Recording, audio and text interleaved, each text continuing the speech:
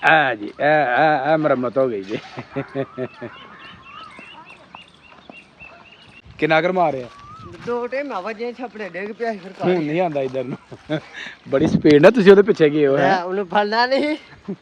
अगे पहला जेड़ा ना दूसरी तरफ बतखा गईयां सन ते बतखा जेड़े ना चीकदी इधर नु आईयां ने ते सानू पता लग गया सी कि वो दूसरी तरफ जेड़े ने ना वो कुत्ते ने ते कुत्ते इन्हां दे इंतजार दे विच ने कि थोड़ा होर अगे आन ते इन्हां उत्ते भरपूर हमला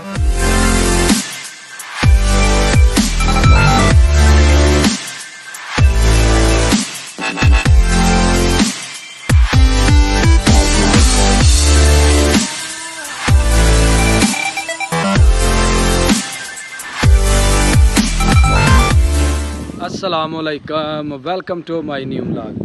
मैं थोड़ा दोस्त सुल्तान शेख पंजाब के खूबसूरत संती शहर सियालकोट तो पिंड पूरब कलेर तो तुसी वेखण दे मेरा यूट्यूब चैनल अपना पंजाबी व्लॉग। हाज़र हाँ जनाब अज एक नए व्लॉग के नाल और अपने डेरे के उपर मौजूद हाँ रूटीन के नाल। ते तुहानू पता है कि डेरे के उत्ते तुहानू अपने देहात की जिहड़ी सादा जिंदगी वहाई दी है और डेरे की खूबसूरती डेरे का जो सादा माहौल होंगे वो तुहाडे नाल शेयर करीदा तो जिन्होंने वेख के दोस्त जोड़े ने बड़े खुश होंगे ने ते सानू तुहाडी खुशी के नाल ही अपनी खुशी महसूस होंदी है। तो करने जी अपना अज का व्लॉग जोड़ा वो शुरू तो मेरे नाल रहियो वीडियो नू एंड तक वेखियो इंशाल्लाह तुहानू बड़ा मज़ा आएगा। तो अज अपनी वीडियो दे विच तुहानू कुछ थोड़ा सारा डिफरेंट जोड़ा ना वो असीं दसांगे। जी मरम्मत हो गई जी। जड़े के चढ़ गए कुकड़ जनाब कुत्ते की मरम्मत हुई चंगी। क्यों मारे आई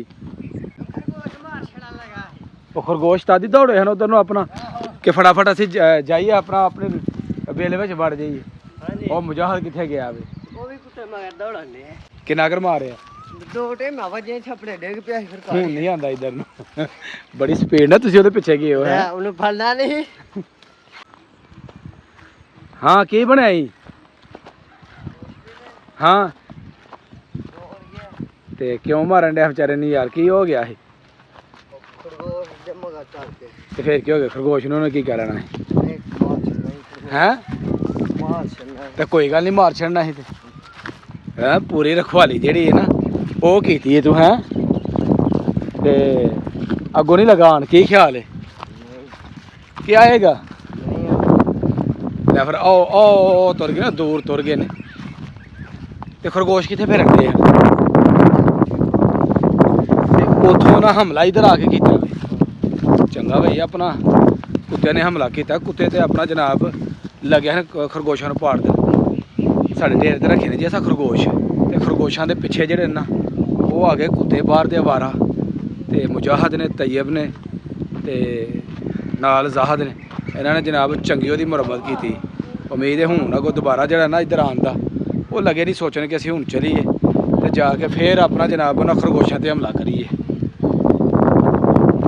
डेरे के उत्ते वैसे भी कुत्ता रखा पर यह कुत्ता जड़ा ही ना यह आराम के नाल सुता ही इनू बिल्कुल कोई खबर नहीं।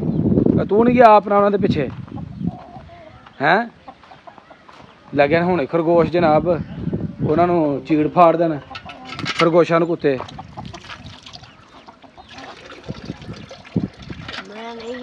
क्यों तेन खरगोशा प्यार नहीं।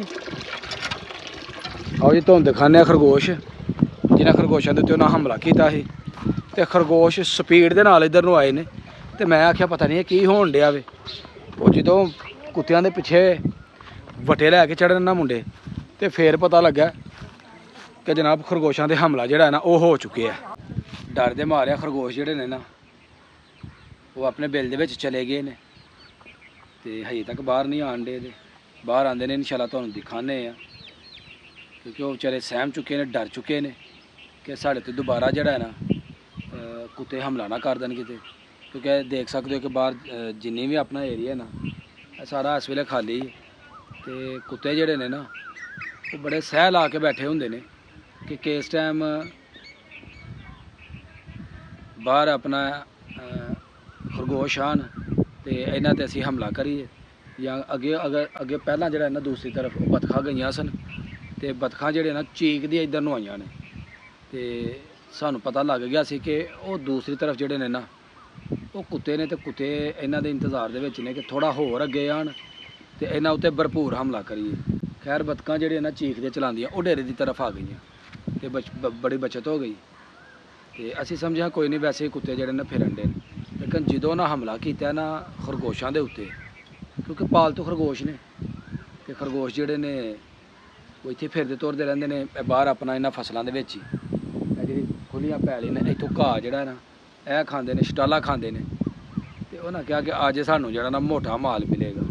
ਉਨੀ ਦੇਰ ਨੂੰ ਮੁੰਡਿਆਂ ਦੀ ਨਜ਼ਰ ਪੈ ਗਈ। ਮੁੰਡਿਆਂ ਨੇ ਫਿਰ ਆਪਣਾ ਜਨਾਬ ਫੜ ਵਟੇ ਲਏ ਤੇ ਕੁੱਤੇ ਦੋ ਸਨ ਤੇ ਇੱਕ ਤੇ ਆਪਣਾ ਦੌੜ ਗਿਆ ਬਾਗ ਦੀ ਤਰਫ ਤੇ ਦੂਸਰਾ ਜਿਹੜਾ ਇਹਨਾਂ ਉਹਨਾਂ ਦੇ ਅੜੇਕੇ ਚੜ ਗਿਆ ਤੇ ਉਹਨੂੰ ਜ਼ਰਾ ਚੰਗਾ ਮਾਂਜਿਆ ਕਿ ਅੱਗੋਂ ਜਦੋਂ ਇੱਧਰ ਨੂੰ ਆਏਗਾ ਨਾ ਤੇ ਦੂਰੋਂ ਇਹਨੂੰ ਪਤਾ ਲੱਗ ਜਾਏਗਾ ਕਿ ਬੰਦੇ ਜਿਹੜੇ ਨੇ ਉਹਦੇ ਮੁਹਾਫਜ਼ ਉਹ ਹਈਏ ਅਲਰਟ ਨੇ ਤੇ ਇੱਧਰ ਨੂੰ ਨਹੀਂ ਆਉਣਾ।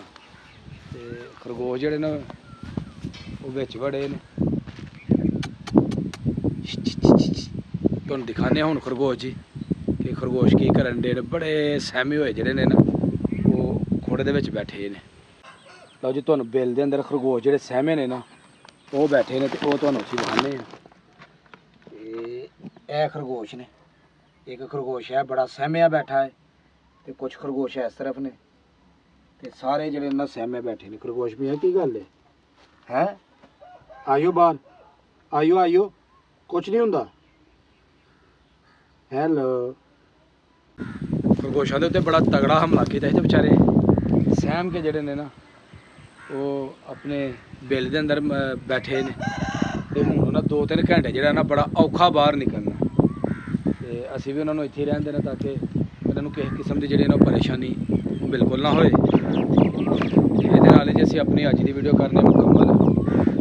ਅਗਰ ਵੀਡੀਓ ਲੱਗੇ ਚੰਗੀ ਵੀਡੀਓ ਨੂੰ ਲਾਈਕ ਕਰਨਾ, ਕਮੈਂਟ ਬਾਕਸ ਦੇ ਵਿੱਚ ਆਪਣੀ ਹਾਜ਼ਰੀ ਲਗਵਾਉਣੀ ਤੇ ਜਿਹੜੇ ਦੋਸਤ ਚੈਨਲ ਤੇ ਨਏ ਨੇ ਉਹ ਜਲਦੀ ਚੈਨਲ ਨੂੰ ਸਬਸਕ੍ਰਾਈਬ ਕਰ ਲਓ ਤਾਂ ਕਿ ਆਉਣ ਵਾਲੀ ਵੀਡੀਓ ਤੁਹਾਨੂੰ बर वक्त पहुँचती रहे। ਮੈਨੂੰ ਦਾ ਇਜਾਜ਼ਤ, ਹਮੇਸ਼ਾ ਖੁਸ਼ ਰਹੋ, ਆਬਾਦ ਰਹੋ। ਅੱਲਾ ਹਾਫਿਜ਼।